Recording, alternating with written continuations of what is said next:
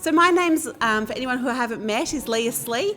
I am recently joined the committee for CCAV, and I also work at Southern Metropolitan Cemeteries Trust, where I'm the Partnership and Centre for Care and Wellbeing Manager. It's my absolute pleasure to introduce Rae Bonney, who will be our keynote speaker for today. So Rae has more than 7 years' experience developing, designing and delivering workshops, workplace wellbeing programs. Rae works with a broad range of organisations, industries and settings with special skills in crisis and suicide response. She's well known for her enthusiastic work in men's health space, where she believes a male-friendly approach to support and resources could have a positive impact for everyone. For almost 10 years, she's been a volunteer ambassador for Beyond Blue and also donates her time to community organisations and settings where the smallest acts of kindness can be life-changing. So please join me in welcoming Rae to the podium. Thank you. Thank you, Leah Slee, often known as Slee. What are your parents thinking? Wow, it is so great to be here. We've driven up from Melbourne, and such a beautiful drive into such a beautiful setting as well. So I have my son Rory here with me. He's my wingman today, my water bearer, my carer. This is not my first time within the cemeteries and crematoria industry. I have done a lot of work with Greater Metropolitan Cemeteries Trust and also Southern Cemeteries Trust as well. That was years and years ago, and I remember one of the first times being at Fawkner Cemetery, and I was sitting in reception and I was waiting for the person to come and see me, and a family walked in through the doors and they looked kind of stunned. And then the person from reception, she walked out, and I will never forget how this woman held this group of people who had only hours before lost their son in a car accident. And they had no idea what to do or how to do it, so they thought, we'll just go to the cemetery. And, you know, it's just that moment in time I thought, wow, this is a really, really special industry where people do quite amazing things. And from then on, I heard story after story. So I'm thrilled to be here today. Thank you for inviting me. And today I'm going to, oh gosh, skipped ahead a bit. I'm a bit trigger happy with my clicker. I'm going to share with you some housekeeping. Now, today I'm going to tell you a lot of stories. I'm going to use a lot of analogies. There's going to be reference to suicide. There's going to be reference to mental health challenge. I will get more than 4 laughs from you also. But I want to let you know that if you feel triggered, if one of my stories resonates with you in a way that you have uncomfortable feelings, please leave the room. We can support you later. Get on your phone, text. It's not rude if you need to look down and just take a break from the information, because you'll never know when it's coming up. And as I said, I'll be here for hours after the presentation. So if you want to approach me separately, please do. So with that, thank you for the amazing introduction, Leah. I do have a pretty full dance card, so I spend most of my time in workplace settings where often I'm asked to come in when somebody's killed themselves in the workplace or is killed, and I'll do all the crisis management and trauma support there, and then I'll do everything from high-end policy and strategy development around best practice for mental health in the workplace, lots of workshops, and guess what, lots of speaking. It's one of my favourite things to do. One of my kids, I don't think it was Rory, but said to me once, she said, I actually hear you talking in your sleep. Do you ever stop? No, I don't. It's always going around in my head. So I have a private practice as well where I work one-on-one with people, helping them make sense of what's going on. I don't tell people what to do. I don't give advice, and I don't even help. I just help make sense of things. I love charity work. I've got a couple of charities that I work in. White Alpha Men's Health is one of them, so we raise money and awareness for prostate cancer research and suicide prevention. Also, I am the Vice President of the Australian Men's Health Forum, and we're the peak body here for men's health in Australia. So working very, very hard with the government to instigate change around policy and strategy, because guess what? We still don't have a Minister for Men's Health here in Australia, and we actually have a strategy that hasn't been ignited yet, but the first ever one, so we're waiting for some money to get put towards that. So there is a really, really big call to action, given the suicide rates here in Australia that are mainly occupied by men, that we need to be doing something like that. So I was the first woman on the board, and certainly the first Vice President as well. As I said, I do a lot of speaking, so anyone that says, Rae, could you come and speak at? I just go, yeah, I don't care where it is. And last night I actually got a call out to Mauritius. I don't know why. The Mauritians love me. I don't speak French, but they understand the message, and that's really important today, that, you know, the basis for all this is kindness and care. Love the community. The community, as you would know in a community like this, is a really small space where you can make really big change.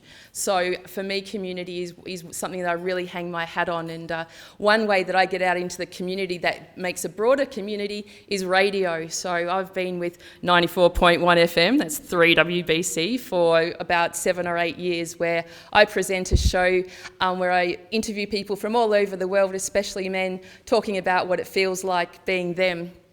I'm also a very proud ambassador for Beyond Blue, and I've been speaking for Beyond Blue near on 10 years now as an ambassador, so it's a great privilege to be able to be part of an organisation that has really been at the forefront of bringing mental health conversations here to Australia.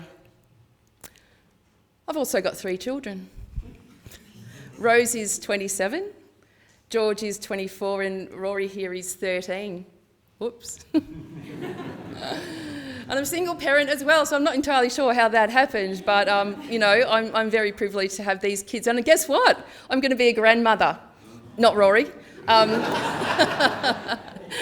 It's Rose. So in September, Rory will be an uncle and I'll be a grandmother. So again, very, very privileged life that I have.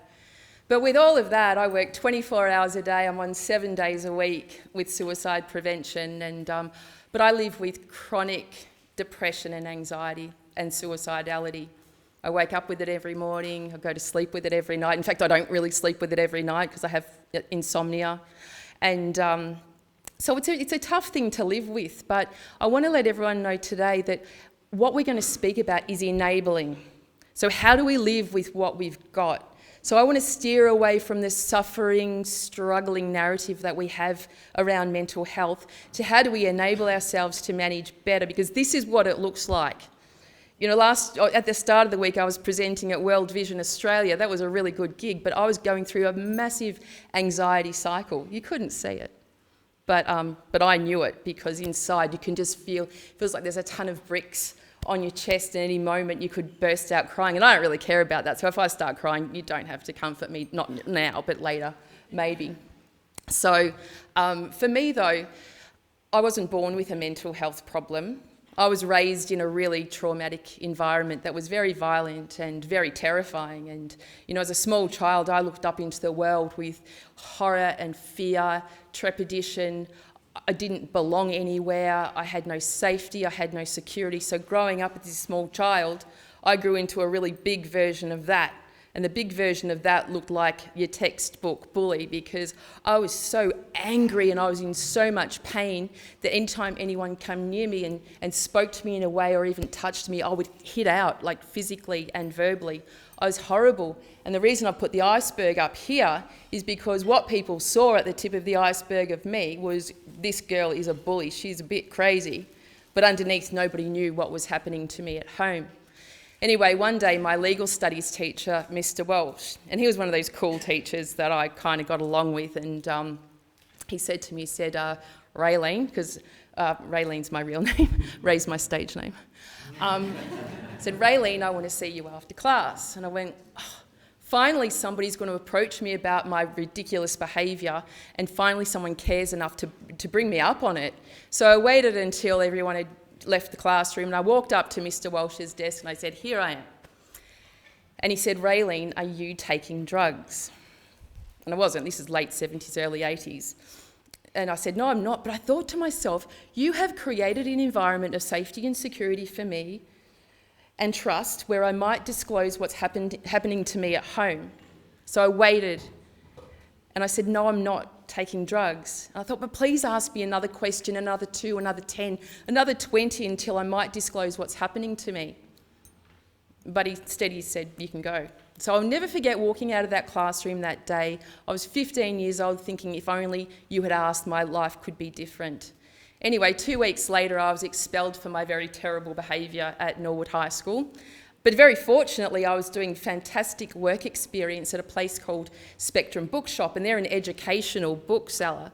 So I had no education up to this stage because I'd completely missed everything at school with my bullying. And all of a sudden, I'm immersed in this space of learning. I was just like consuming books by the dozen.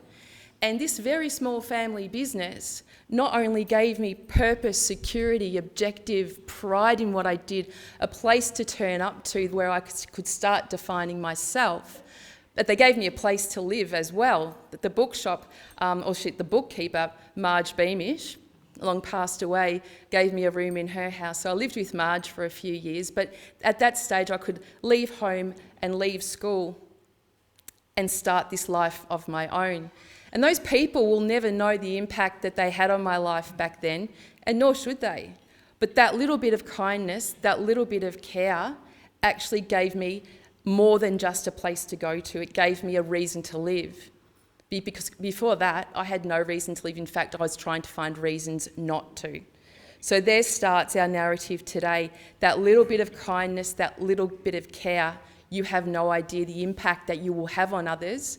But the opposite, well, you have no idea the amount of workplace incidents that I have to attend to that just have to do with people being unkind and thoughtless.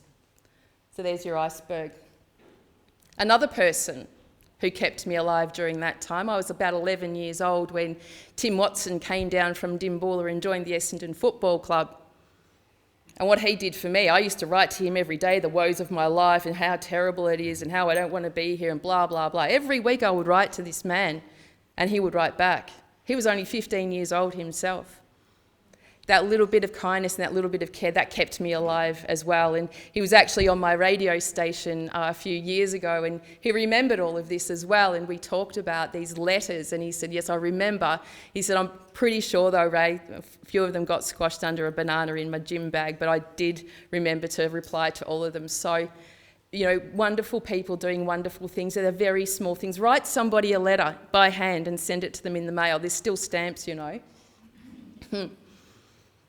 Australia, though, we're the lucky country and we have one of the highest suicide rates in the world. And you can see where I changed this infographic, now of the 9 suicides that we know of every day in Australia, 7 of those are men. But you will see that the rates of anxiety and depression are higher in women.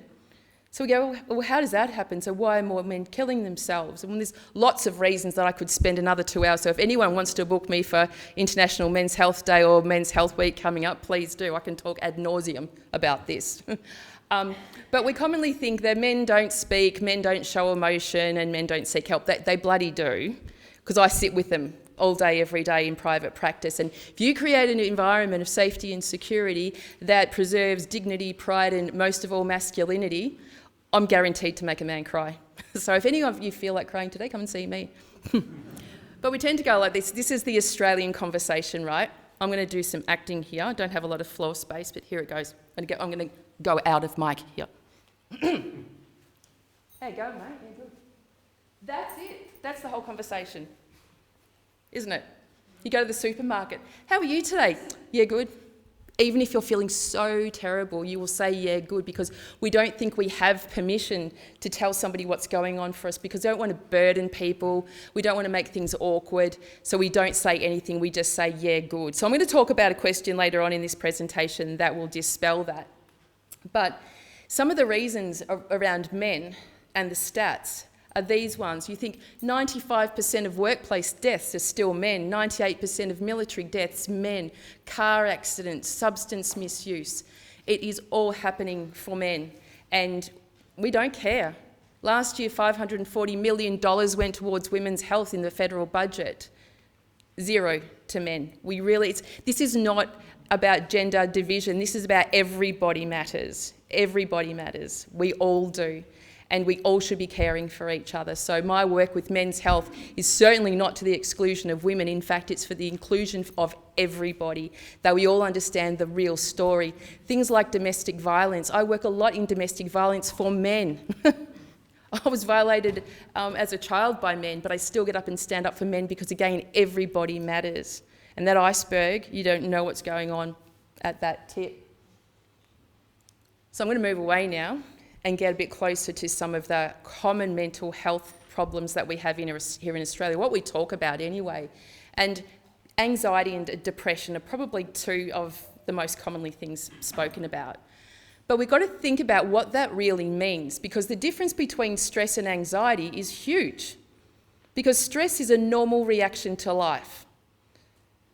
Did anyone watch the Olympics, or, you see a footy game in the Olympics, about to start a running race, this is going to be. So I don't think any athlete stands at the starting line going, yeah, I'll just wait for the gun to go off and then I'll get going. They're they're pumped and the heart rate's going and the gun goes off, bang, and they're down the track and they get to the end, it's like, and there's this high level of stress because stress needs to drive us. We use it in work, we've got so much to do, you feel you're on. That's stress because we are stretching to a moment, right?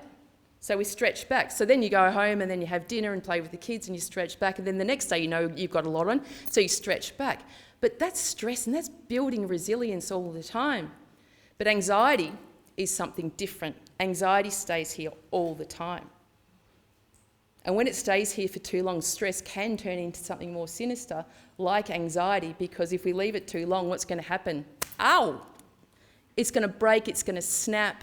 It's going to disintegrate, and it's very, very difficult to put that back together when that is broken. So if you think about stress is a normal reaction to life, first time, kids don't walk out of their mothers when they're born, do they? They crawl. And they have to learn to walk, and learning to walk is, that really hurt. They keep getting up. Most people don't get to the age of 20 going, I couldn't be bothered, that hurt too much. we keep going with it. So first time you break up with somebody, oh my God, I'm never going to love again. That was the love of my life. And then 2 weeks later, oh yeah, you can do that. So we keep on stretching. And again, anxiety manifests itself in all different ways. For me, I don't stress at all. If you all said to me, hey Rae, you're going to pop lunch on today for all of us, I'd have a crack at it. I would not break a sweat. Quite a good cook too. But anxiety, wow, that builds in me absolute paranoia. So things that really, really stress me out. In fact, a few years ago, Rose, my daughter, I said, Rose, can you pick me up from the train station tomorrow night because I want to go have some drinks with some friends after work?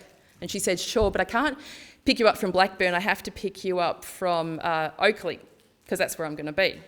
And I went, no, I could feel the prickles down the back of my neck going, no, I can't do that. I can't go to a train station I don't know. So she goes, okay, I'll organise something. So she picked me up the next night from Blackburn and she goes, what's really funny about you, Mum? And I said, what's that, Rose? And she said, well, 2 months ago you hopped on a plane and you flew to Casablanca, you travelled across Morocco by yourself, then Spain by yourself, then Italy by yourself, and you can't go to a train station down the road that you don't know. No, that is what it's like for me. I can't go to a cafe and order a constructed sandwich. It causes me so much anxiety. I would prefer to not eat all day than have to go and order a sandwich, because that's what it's like for me. So when somebody's telling you about what it feels like for them, the reaction that I get is, that's stupid, you need to change that is absolutely ridiculous, blah, blah, blah. A good answer is, I don't know what that's like, but I believe you. Because I can tell you, most suicide notes that I read have something along the lines of, if only somebody had believed me, and if only somebody had listened. So think about that when somebody's telling you, you don't have to understand, but you can believe. It's like depression and sadness. Like, when were we not allowed to be sad anymore? You guys work in an industry where you're steeped in sadness and joy and all the other emotions. In fact, you probably contain most of the emotions that are on the beautiful kaleidoscope of people. But sadness, especially in workplace, it's like this. It's like, oh, Joy's crying, quick, take her into another room. Don't let anyone see Joy crying. Or, Bill, I hate seeing you sad. Or, I can't go home tonight seeing you so sad. I'm so worried about you. Why can't we be sad? Sad's awesome. These things here, these things called tear ducts, they are not water features. They're there for a reason. And in fact, as your tears run down these little rivulets here into your mouth, they have a natural sedative in them. They actually do something, because that's the miraculous thing about the human condition. Every bit has a reason for it. But we just don't trust it sometimes. It's like trusting, your gut. So crying is great unless, you've got a face full of Revlon and you don't want to wreck it. So this is what you do for that. You just bend over like that and it just goes down. So that solves your crying problem. But then depression, like anxiety, it can be inexplicable. It can come out of nowhere. And I know for me, when anxiety and depression come together, I don't move. I'm stuck in a bed in the smallest space I can get. And that is me coping. That is not me suffering, struggling, not coping.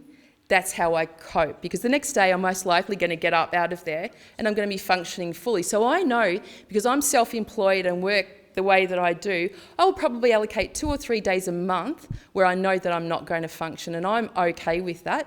And I surround people with me that are also okay with that. I don't have to tell people what's going on with me, but I need to take care of myself and take responsibility for myself. To keep on pushing and pushing and pushing like this, that's not taking responsibility. That's a bit silly. So for me to stretch back into that really, really small space where I'm really safe and I know what to do to manage. So think about stress and anxiety. 2 different things can become the same thing.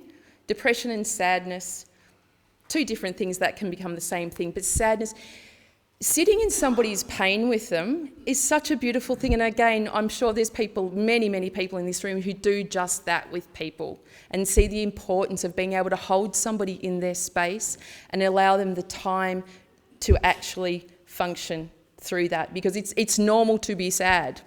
It gets to Christmas. I know Christmas is the worst time for me. It's like, oh, so have you done all your Christmas shopping? No, I don't want to do Christmas shopping. I just love my kids, and whatever happens on the day happens on the day, and we'll do something. But, I think we just don't have to be happy all the time. Being sad is normal. And suicide, suicide is something that is a daily part of my life, not only for myself, but for all the people that I serve.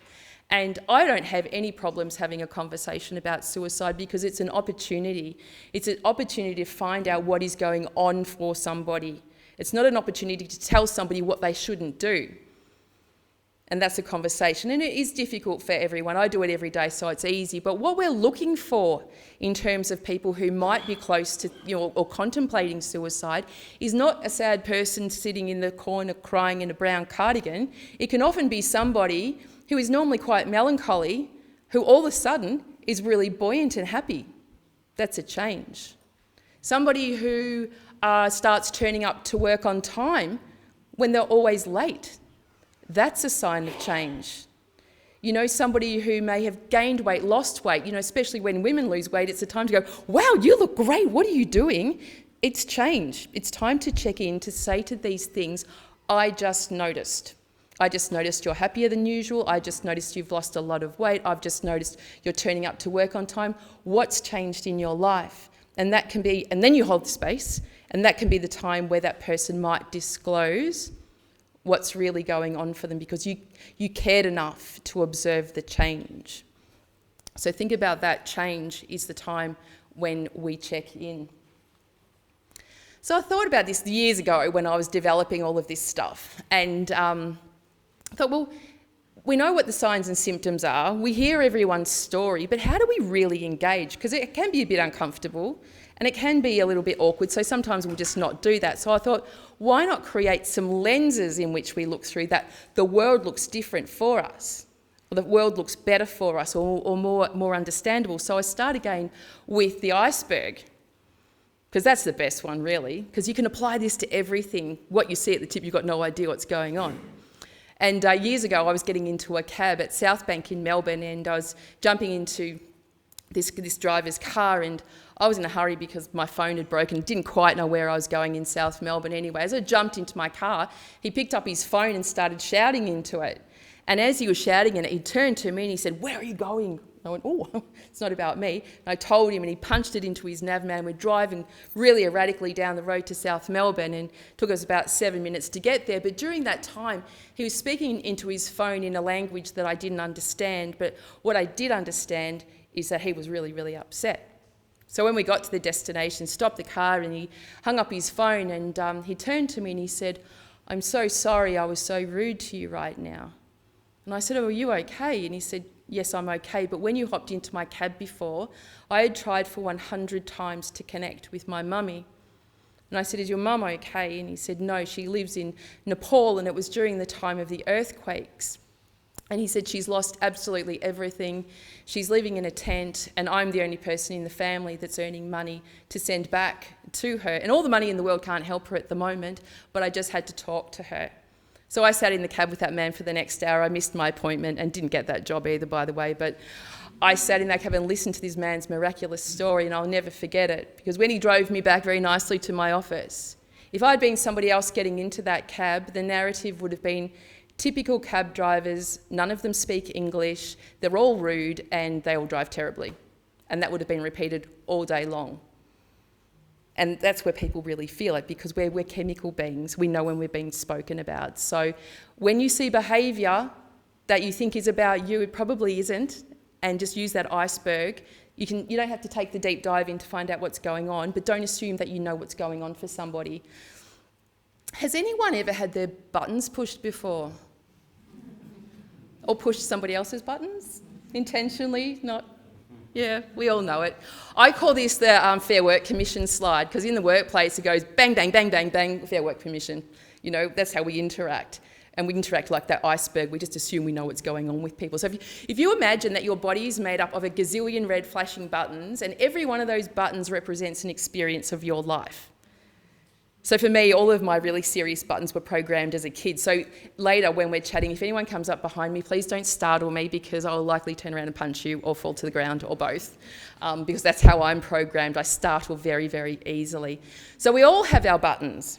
But when somebody presses one of your buttons, there's generally a reaction, and then the Fair Work Commission. So if you think once your button is pushed or somebody else's button is pushed, that you respond. Now, a response is different to a reaction, isn't it? Because a reaction is instant, it's thoughtless, and it's irretrievable. Whereas a response is more thoughtful and considered, and it gives you time to work out what's actually really going on. So think about, I was playing golf. Well, actually, I went to golf earlier this year, and I had the sticks and the balls and stuff. And after doing golf, we were having chats around the table, similar to this. And I was at a table with a group of women. And we were chatting, and this woman asked me about suicide, which is quite often normal. So we were chatting about that, and she had a lot to say about it. And then I said something to her, and I can't remember what it was, but with that, her face just completely changed, and she jumped up from the table and walked away and sat at another table. And the women at my table said, "Wow, that was a bit rude." And I went, "I don't think so. There's something more going on there." So I waited until after the event, and I walked after her at the door, and I put my hand on her arm, and I said, "I just noticed before when we were having that conversation that you were really affected by that, and I just wanted to check in and make sure you're okay." And she said, "I am okay, but that conversation was just really hard." And I said, "Yes, it's a hard topic, suicide." And she said, "No, it's not what you think." I said, "Oh, do tell." And she said, "Well, today is the 10-year anniversary of the death of my 5-year-old child who died from cancer." And I went, whoa. This woman had been carrying this grief around for 9 holes all day, just holding her nerve all day, until I said one thing, pushed one button, and that unravelled everything.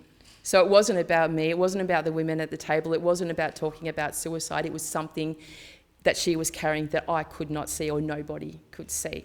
So with the buttons, when you push someone's button, remember, respond, don't react. And if somebody pushes your button, you might say to them, "Hey, you just might have noticed that was a really strong reaction. That's not about you, that's just something to do with me." So it goes both ways, the button pushing. Glasses. Now glasses, this is having a look at the world through somebody else's lens. Because quite often, or usually, we tend to look at the world through our own lens, our own belief system, our own value system, our own systems of safety. So that's where we start conversations like, you need to, you should, you have to, you need to start exercising, you need to start sleeping more, you need to start eating better, stop drinking. But when a person is really overwhelmed, being told what to do and told to stop the very things that make you feel good can be very overwhelming, and that's when people will retreat and exclude themselves and not be close to help. Now, many years ago, I was speaking in front of 350 Year 9 students, and those Year 9 students were all boys. And most of those boys were wearing glasses, and I thought, oh, well, here is a social experiment just about to happen. So I said, okay, take your glasses off and swap them with the person next to you and put them on. This is pre-COVID, of course. So they did, and the reaction, the cacophony of, oh my God, you're so blind. Oh my God, you really look like, they could not believe what their mate was seeing through the other lens. And it was such a great demonstration of none of us really know what the world looks like for somebody else, and nor should we need to. So if you think the iceberg, it's probably not about you. The buttons, it's probably not about you. And the glasses, it's probably not about you either. So we need to be looking differently at what it feels like being somebody else. And the final one, the wattle tree. The wattle tree, it's beautiful. It's not spring yet, is it? It's iconic, it's wonderful. It's one of our national emblems. It's gorgeous. But if you should suffer from allergies, you don't want to be anywhere near one of these guys because it makes you really, really sick. It's like people.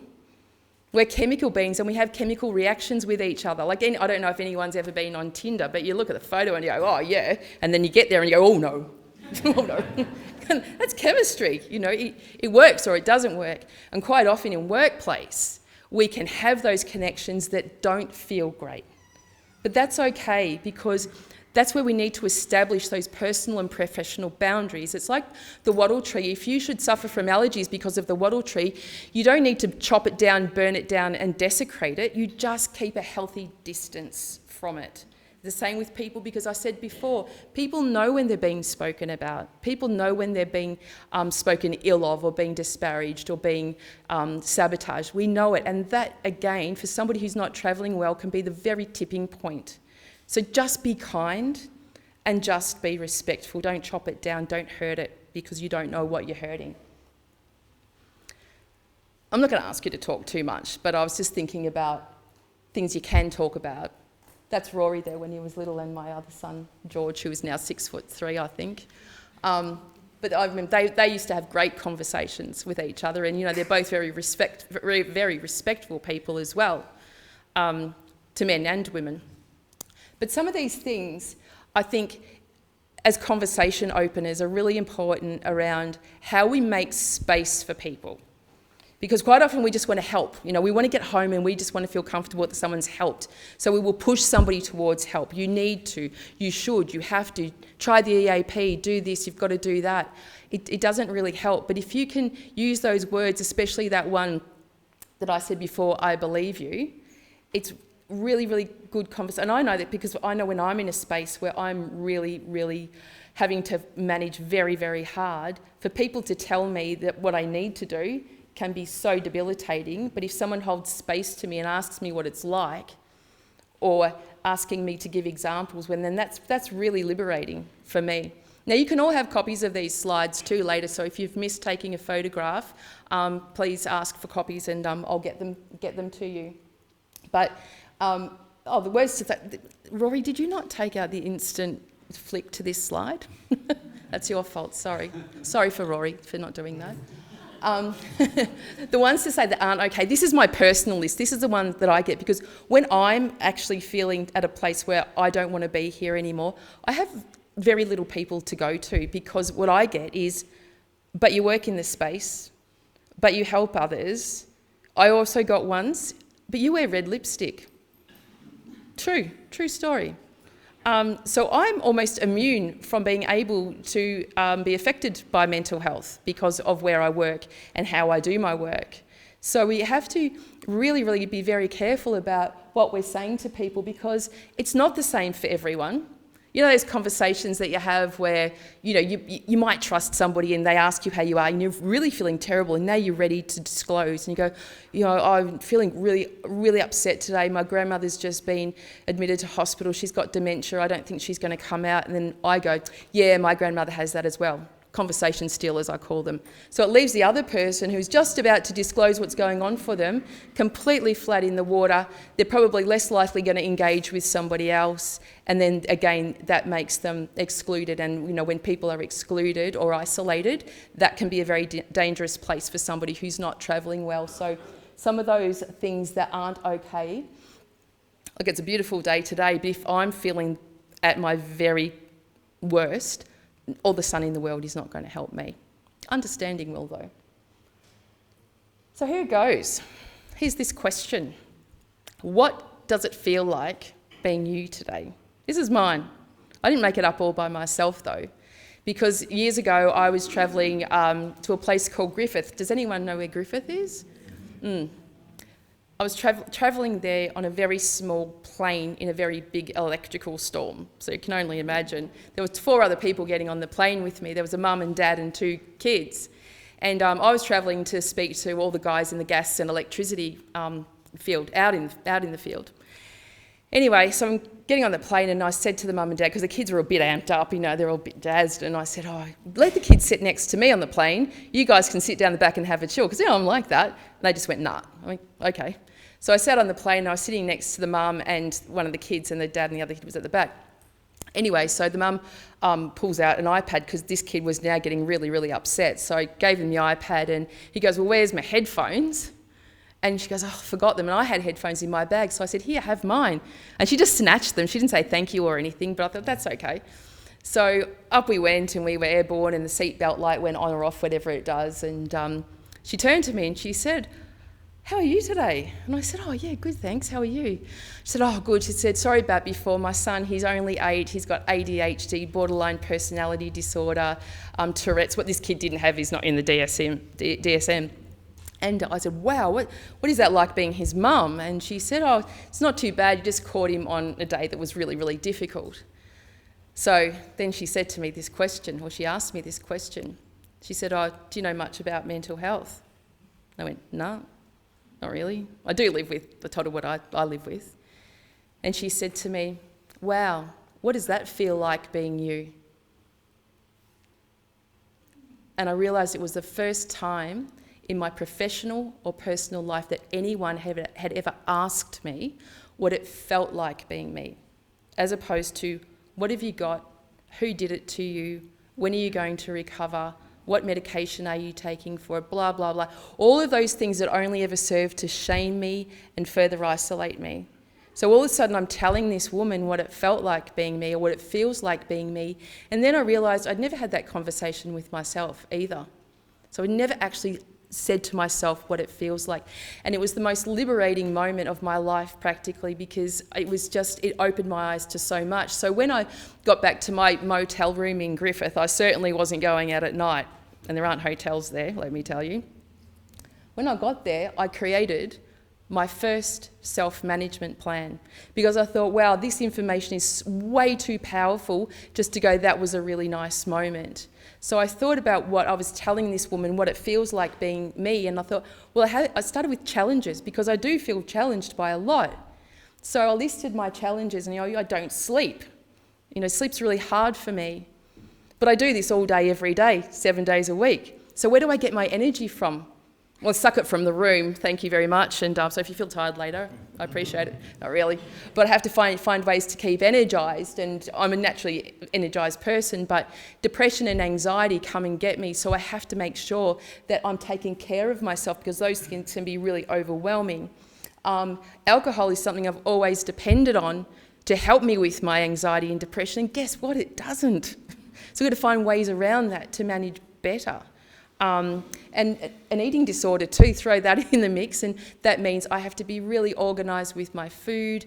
When I'm travelling a lot, I've got to make sure that everything is in order, because guess what? If those wheels fall off, I won't be doing this 7 days a week. I'll be doing about 1 day a week. So they're my challenges. So you can change this every day for yourself, every week, every month, every year, or never. But you can also flip this around and use this model for people that you're worried about. It's especially good for kids, you know. You go, how was your day? Are you good? I'm really, really worried about you. You just aren't sleeping or eating. Leave me alone. But to start a conversation, a natural one with, tell me about some of your challenges, you know, and you can just write one down and that will start the conversation, because in the column over here is how you enable people to manage better. Because as much as I would like to say that there's always something there for you, or somebody's always got your back, or there's always somebody to talk to, that is not true. There's not always somebody there or somebody able or willing to help you. So for us to be able to manage ourselves is really, really important. So for me, the way I talk to myself is in a way that is positive. Like, as I said before, I am coping. I'm not stupid. I'm not weak. I'm not pathetic. I'm not any of those things. I'm a very able-bodied woman who lives with a bunch of stuff. Diet and exercise. People like the wattle tree, I stay away from people that don't make me feel good. I do that very respectfully and very, very kindly. Resilience, I'm enormously grateful that I was born with naturally high levels of resilience. I don't know how I would have gotten through life without it, but for me, it is a natural thing. So, but we can, as I said before, build our resilience along the way if we take note of the things that we're managing really well. And routine. I think for everyone, routine is really, really useful.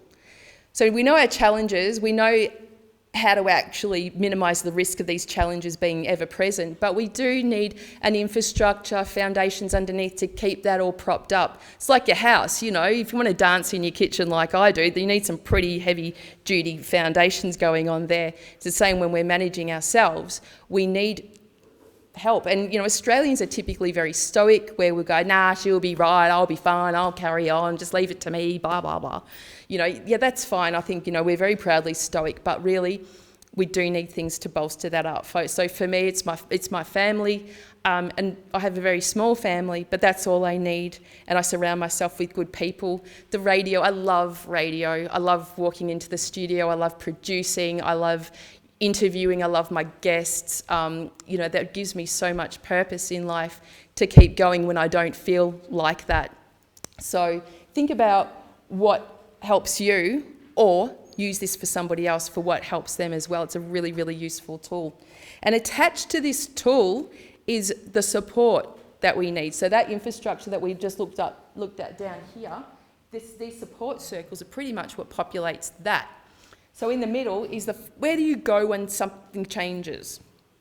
Because I'm pretty certain, unless somebody can tell me something different, nobody got a note in the mail December 2019 to say, heads up, it's going to be a few floods, some bushfires, and a pandemic that's going to last 2.5 years. I don't think anyone got that note. So life just, bang, changed like that. And if you did not have support or an infrastructure of help, that's where so many people fell over, because they had nowhere to go. They did not know what to do. And it's been endless, the pandemic. So thinking about what your support circles are, and it's not often what you think. Years ago, when that guy drove through the middle of Melbourne and killed all of those pedestrians, Rose, my daughter, saw one of those ladies die. She can't unsee that. That's a horrific thing to see. So the first thing she did was phone me, because I sit smack bang in the intimate circle. So we sat on the phone for about half an hour and I just talked her through. And then when she felt better, she felt strong enough, then she got up and she went upstairs to her colleagues, and they all supported each other in that next transaction of support. Then she went home where she lives with her brother, my son, and the flatmate, and they supported her that night. The next morning she went to the gym where she's got a personal trainer and all her workout buddies, and they supported her. So nothing can change what she saw, but bang, bang, bang, bang, she's got all of these levels of support to keep her upright when things change. And it doesn't have to be people. It can be activities, it can be rituals, routines. Where do you go? I had this guy once, and he came to me and he said, that really struck me, because only a few months ago, up until then, I had a barista that I would go to every day for years in the morning. So every work day he would go and get the same coffee from the same barista, and they would have a conversation just for as long as it took to make a coffee. And then this barista moved back overseas to his family, and this guy was gutted because he didn't realise the impact that this guy was having on his life every day, and how much he relied on him for this very small, very objective conversation. So think really laterally about what's in your support circles and the people that you might be supporting as well. So what else can we use to manage our mental health? And these things can go in your support plan as well, your self-management plan or your support. You know, the happiness chemicals, they're awesome. You know, you think about, you know, dopamine, you know, eating good food, not too much of it. You know, I'd eat it all the time if I could, but it doesn't actually make me feel that great. But, you know, completing an activity, I love it when I've made my bed because I hardly ever do it. And when I do and get in it that night, it's like, oh, there's that feeling. That's where the dopamine comes out. Washing your car and you're looking and go, oh, that's really good. I get in it, you drive it, you feel much better. That's dopamine going off for you. The oxytocin, the love drug. I say to people, chemicals are one of the compliments are one of the best ways that you can engage with people and make them feel good. But sometimes compliments can go a bit a little awry. I've always said to my kids, if you feel something good about somebody, tell them because that's their information. If you contain it to yourself, it's a bit selfish. So you give it to them and it can be uncomfortable. But, you know, you might say to somebody, oh, wow, I really like your top. It's really nice. And then you might go, oh, it's just an old top, didn't really like it. So you suck all the oxy out of the room. So none of us get it. But you go, thank you, that's really lovely. We don't have to feel it, but if we're saying it and we're receiving it, then that gets ignited. So all of these happiness hormones that we can activate, imagine activating them all together. If you're feeling down here, you might get to here, which is a hell of a lot better than being there. So use them. And also when you're having a conversation with people and that compliments thing, it's important what's on our face and what's in our tone. Because we can say words, and this is like on the phone as well. So we can go and, sorry, I forgot your name. Dean. So I say to Dean, I like your glasses. Or, I like your glasses. Exactly the same words, different face, different tone, different everything, and different response or reaction, because you may have actually just punched me. So think about what's in your tone. Even on the phone, when you pick up the phone, even when I'm feeling terrible, I'll go, hi, Rae Bonney speaking. I'm not really feeling it, but I'm going to say it because I know what response is going to get at the end of the phone as opposed to hello, when it's, again, the chemicals, they work. And I think, you know, happiness and laughter really is the best medicine, works. So I'm going to talk just a little bit about support. I'm looking at the time. I think I'm on time. Yes, I am on time. And a bit more support, and then I'm going to tell one more story. And then I'm going to be open to questions. So if you can write a question down, because when I get to the end of the final story, you might not remember it. And I love questions. So support here in Australia, it's pretty good.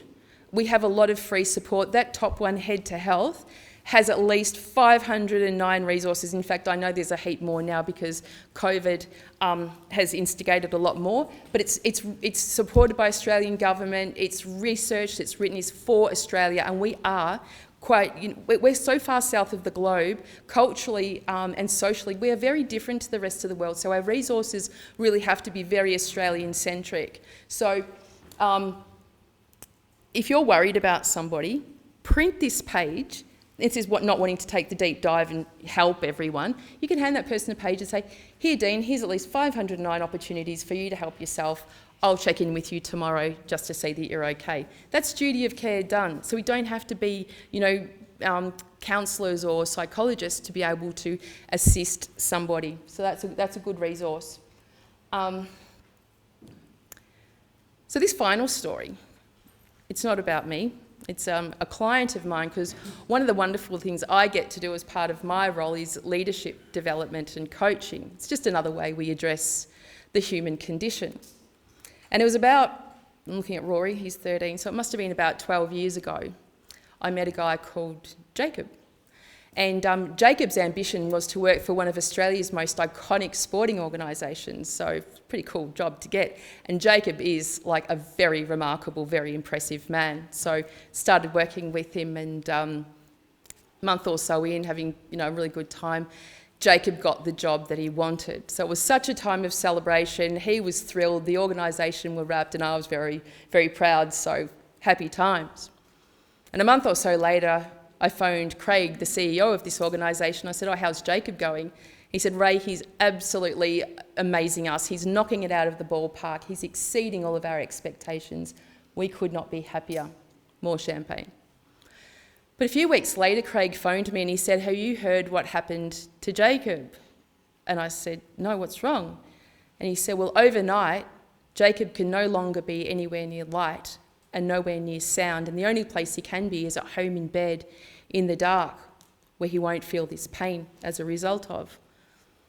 Anyway, so with all the support of the organisation and all the love and care of his family, Jacob went from a very elite sporting person and a high-achieving businessman to a very obese and depressed person. It was just a matter of months. And Craig said to me, "Rae, can you please work with Jacob again in a more therapeutic sense, because I'm so worried about his mental health." Anyway, so I said, yes, I'd be very happy to do that. And we made an appointment, and I'll never forget Jacob turning up to this boardroom in South Bank, and it was dead of summer. The Yarra River was glittering. It was just a beautiful day, and he walked in, and I remember thinking, "You are barely recognisable as the man I met less than a year ago." The transformation was just astronomical. Anyway, sat down and he said, "Rae, there's something that I want to tell you before we start this session, something that's really important." And I said, "Yes, do tell." And he said, "Well, you know, it's summer." And I said, "Yeah." And he said, "Well, last week I was getting out of bed, and as I did, I put my feet on the floor, as you do. And he said, all I could feel was this coldness just seeping up through the soles of my feet. And he said, all I wanted to do is just put the covers over my head and make everything go away. So instead," he said, "I thought I'll make myself a deal." And the deal was to get up. And he made himself another deal to have a shower, another deal to get out, another deal to get dressed. A deal after deal he made himself that day until he was ready to go to work. And he said, all this time, Rae, I could feel this thing growing in my throat, which was now like the size of a rock. And the feeling of wanting to cry was starting to build inside of me. And he got to the front door, he said, and he opened it, and he looked up into the sky, and he said, I could see the sun beating down, but I couldn't feel it, because now this coldness had just enveloped my entire body. So I thought, the next deal I'm going to make myself is to go somewhere before I go to that place of work that used to admire and respect and need me, that now I absolutely just detest. I want to go somewhere where no one knows who I am now and who will just accept me for who I am today. So he jumped on a tram and off he trundled until he saw a coffee shop that he'd never been to before. And he walked in and he walked up to the counter. And behind the counter stood a woman. And she smiled at him. And he said, Rae, at that moment, I just felt this tiny slither of something, this tiny glimmer, really so tiny that I barely noticed it. But what it felt like was hope. And he said he stood there just marvelling at the beauty of human beings and the impact that they can have on each other. Just from a smile, he said, it's something I had not felt for such a long time and thought I would never feel again. So he stood there until his coffee was ready. And when it was, he reached out and took it. And guess what he saw? He saw his second smile for the day, and you can tell this is at least 12 years ago because they would not be doing baristering like that today. And then he said, I cried. And he stood outside of that coffee shop and he cried and cried until he couldn't cry anymore. And then he went to work. But before those two smiles, he'd made a decision to go home and take his life. Now, that woman will never know the impact that she had on Jacob that day, and nor should she need to. Nor should the lady on the plane know the impact that she had on me and all the other people that I've told that story to, and nor should she. Or the people in the bookshop. But you can be pretty certain just that little bit of kindness and care, that little bit of bad baristering, that smile, that touch, that story could be the very thing that turns somebody left or right. Now, Jacob, after that, he left that job and he went up to Queensland. He moved his family up to Queensland. He got a new psychiatrist, new medication. He uses that self-management plan to this day. And he will still ring me from time to time, and I will hear in his voice that he's not travelling as well as he could be, but he'll always say that I will never get back to that day again because now I've taken responsibility. Now I have a plan. So remember, it really is okay to not be okay. And just perhaps ask that question.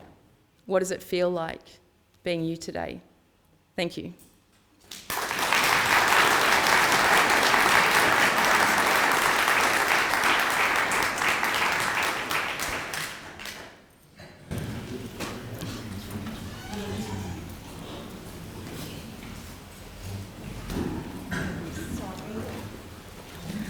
Look, are we having time for questions? We will. We would like to say thank you so much, a small token of such a moving and insightful session. I think everyone would agree. I think we've got time for maybe one or two questions. But thank you so much. Wow, thank you. It was a pleasure to hear you speak. Thank you so much. I'll take these for you.